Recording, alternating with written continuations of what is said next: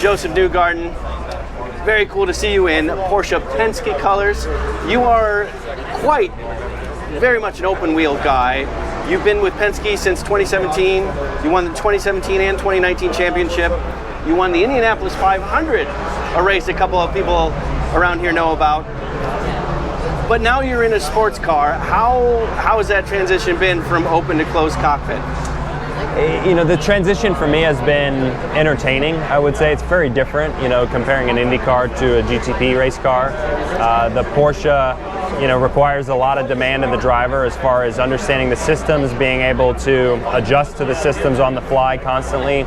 So that's been the big challenge for me, is just understanding the demand requests. You know, IndyCar is very mechanical. You're not doing a lot on the fly constantly, whereas this race car, you know, you're always optimizing it. You know, the engineers in the background are constantly monitoring and asking requests of the driver. And then the driving style is just a bit different. You know, I think you've got to respect the limit of this race car a bit more than the IndyCar. IndyCar, you can push 100% flat out, not be penalized for overstepping as much, whereas this car, if you overstep, I think it is more penalizing.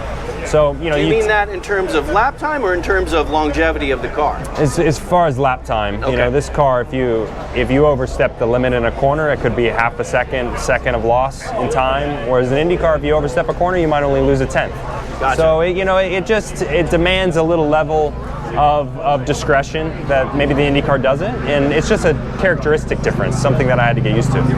What about setup? In an IndyCar, you're tuning it for you. No change, and you're tuning it for effectively one weather condition. That's also very different. You have your teammates to think about, and you have weather variety to think about. Did that change how you looked at setting up a car? It does. You know, I think you have to, in a race like Petit Le Mans, you have to set your priorities. You know, if you're going to be running through multiple conditions, you have to understand where your compromises are. Do we want to be better during the day? Do we want to be better during the night? You know, I think the general consensus is that this race is won at night. So it's really a matter of how much compromise you're willing to make for the daytime running versus nighttime running. And that adds to the element of sports car racing. You know, it's fun having that as a new challenge, something that, you know, is not necessarily normal in my world. Now, this year has kind of been your oval year. Obviously the 500, but your other race wins, they were all on ovals this year. Is there kind of like a, I want to prove I can still win a road course race? Is there a component of that kind of eking into your brain? I mean, not really. I'm certainly not going to be able to prove that this weekend. You know, that is like not the name of the game when you're doing endurance racing, and it's also not my job this weekend.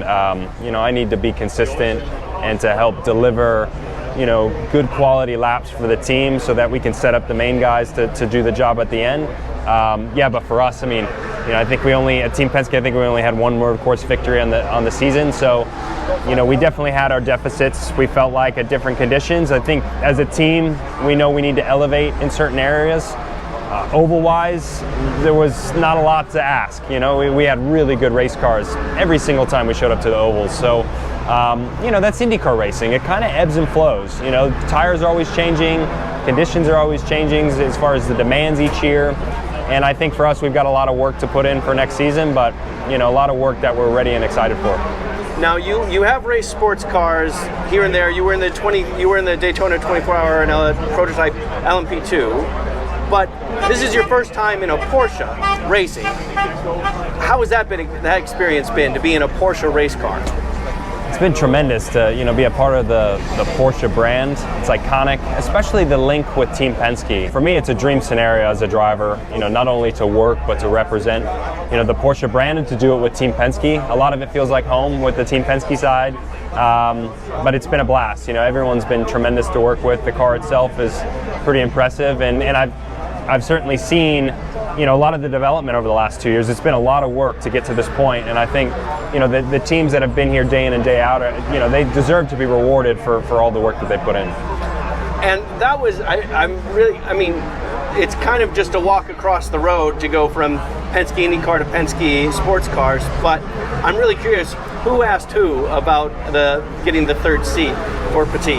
Well, you know, it's no secret. I've been openly asking to run sports cars for a long time. You know, my first opportunity was this year at Daytona, and so, you know, to be given the opportunity this weekend at Petit has been tremendous, something that I'm very grateful for. So, you know, hopefully it's mutually beneficial for everybody, but we got a very small part to deliver here, and hopefully, you know, I can do that part and maybe continue on in the future. Yeah, absolutely. And are you having more fun than you expected, less fun? Like, is this something you're going to be antsy to keep doing? Oh, definitely. You know, I mean, I'm a racer. I love to race. I've had probably more fun than I thought I would, even though I figured I would have a lot of fun.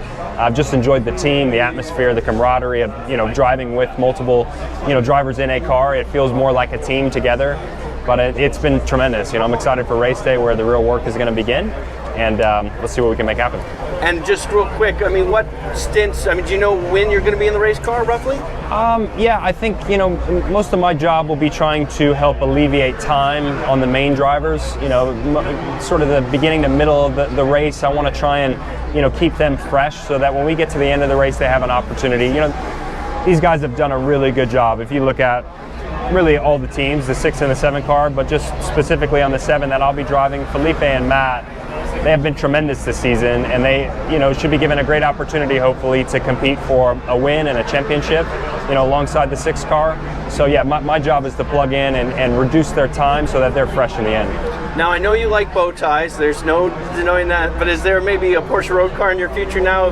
Are you getting kind of nudged that direction with this race car experience? Well, it's hard not to be an eternal fan of the Porsche manufacturer and what they put on the road. It is tremendous. I mean, their cars are not only iconic, but they are built to the highest standard, and so to drive one of their race cars is a big honor. But yeah, their road cars are just fantastic, so I would love to have one in my garage. Well, Josef Newgarden, thanks for talking to me. Good luck this race, and good luck in future races. Thank you very much. Appreciate it, man.